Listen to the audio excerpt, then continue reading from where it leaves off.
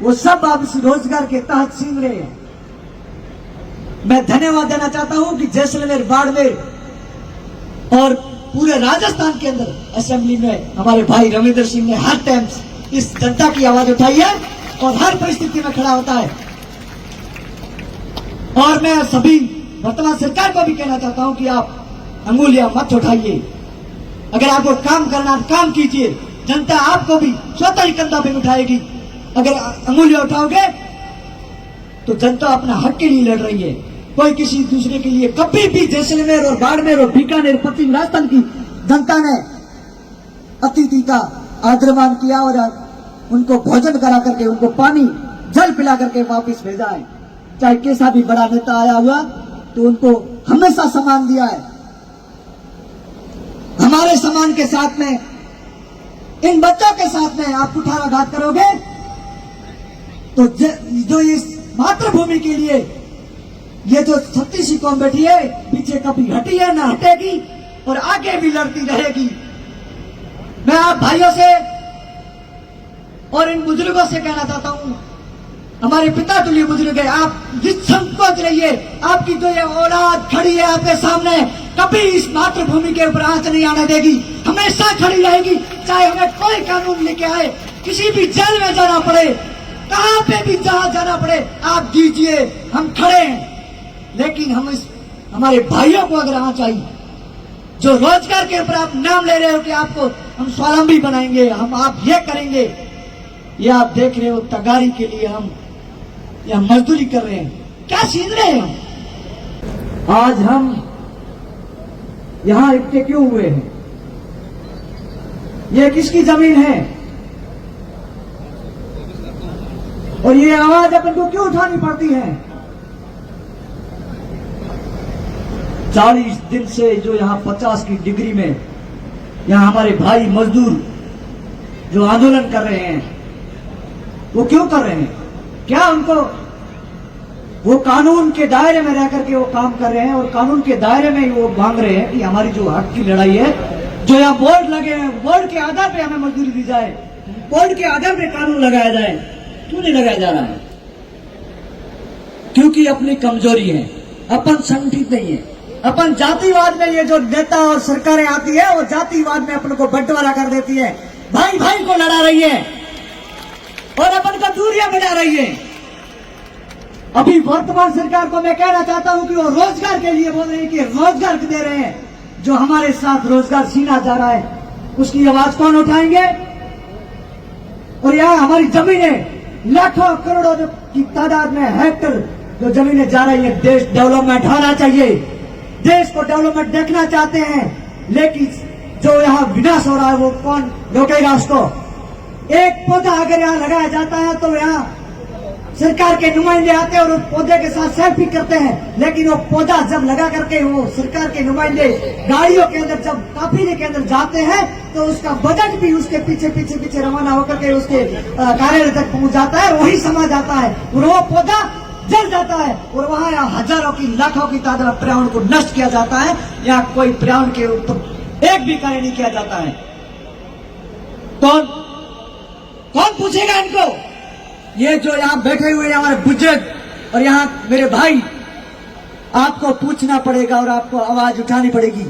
आप देख रहे हो एक डेढ़ साल से जो अपन आवाज उठा रहे हैं, आज हिंदुस्तान के अंदर ये आवाज जो पहुंच चुकी है और हर आदमी आज खड़ा है और अपने ऊपर देख रहा है कि राजस्थान, पश्चिमी राजस्थान में भोले भाले जो आदमी है उनको ठगा जा रहा था, लेकिन वो आज अपनी आवाज को बुलंद कर रहे हैं और उनको बुलंद करने के लिए आज अपना तालाब नष्ट किया जा रहा है। अभी जो यहाँ चेयरमैन साहब ने बताया कि यहाँ बावड़ियां थी वो नष्ट कर दी, क्योंकि उस टाइम अपन बोले, लेकिन उस बोली को ज्यादा तो सरकार ने नहीं दी, इस कारण से वो नष्ट हो गई है।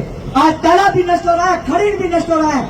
आज मेरे भाई रामगढ़ के उस क्षेत्र तनोट माता के मंदिर के क्षेत्र में 105 दिन से उस तपती धूप में बैठे हैं। वो किस लिए बैठे हैं? उस मातृभूमि के लिए बैठे हैं, वो और गोत्र के लिए बैठे हैं, वो हक की लड़ाई के लिए बैठे हैं।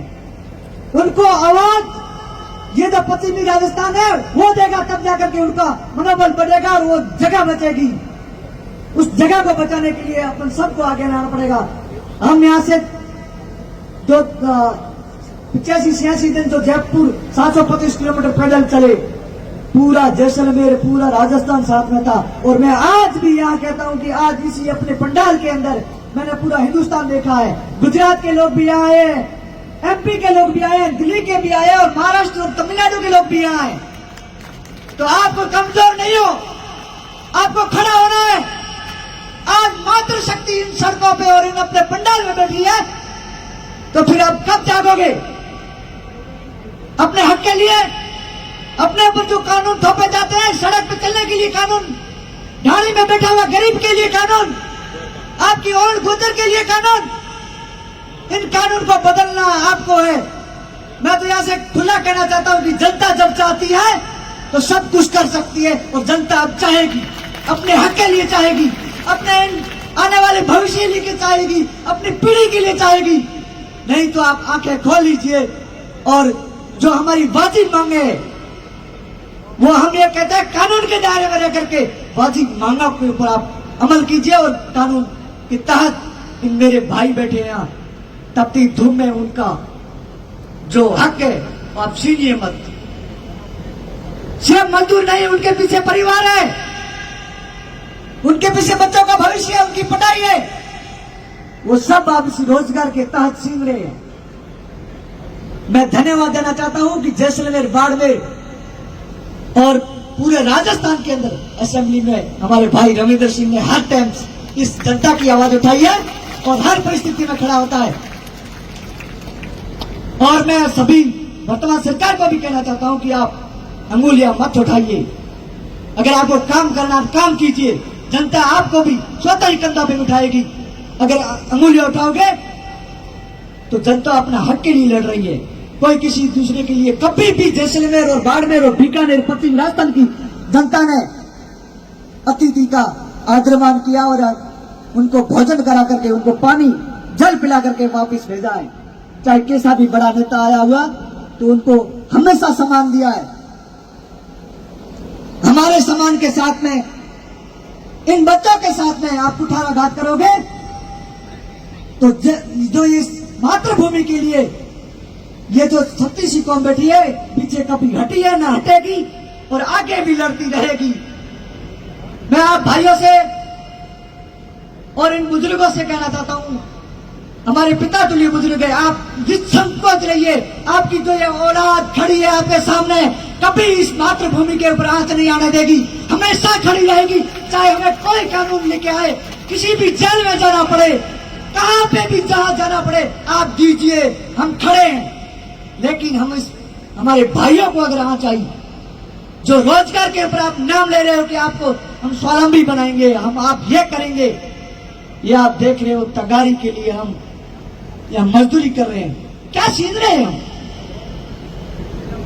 हम आपसे क्या मांग रहे हैं? जो आपका बोर्ड लगा हुआ है उसको बोर्ड के तक मांग रहे हैं। और ये राजनीतिक जो रोकने वाले हैं, खुली चेतावनी, आप किसी को रोक करके किसी जो हमारे माताओं बहनों और इन भाइयों का भविष्य के नजर के सरकार में बैठे आप गोल बोल बनोगे तो जनता आपको ये कभी माफ नहीं करेगी।